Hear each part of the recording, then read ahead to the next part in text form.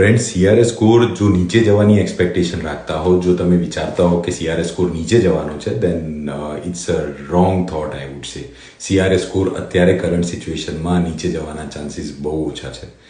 અત્યારે જે સીઆરએસ ચાલે છે 525 આવ્યું, પછી અત્યારે પાછું 550ની આજુબાજુ ચાલે છે. ઇન ફ્યુચર જેટલા બી ડ્રો થશે એ બી આની આજુબાજુ થશે. So it is better to પૂર આવે એના પહેલાં પાળ બાંધવી જરૂરી છે. સો એ જ રીતે આપણે ટેન્શનમાં આવીએ એના પહેલાં ડિસિઝન લેવો જરૂરી છે, પ્લાન કરવું જરૂરી છે, strategise your immigration goals. CRS score આથી 6 મહિના પછી ટેક માય વર્ડ 550થી નીચે નહીં જાય. CRS score is going to be high and it would keep going high for next 1.5 year. Except કે કોઈ એવી પોલિસી આવે અને things change. બાકી CRS score is going to be high. અત્યારે 2 લાખથી ઉપર સ્ટડી પરમિટ 2 લાખથી ઉપર એપ્લિકન્ટ છે જે લોકો ક્વોલિફાય કરે છે એક્સપ્રેસ એન્ટ્રીમાં અને પીઆરની રાહ જોવે છે.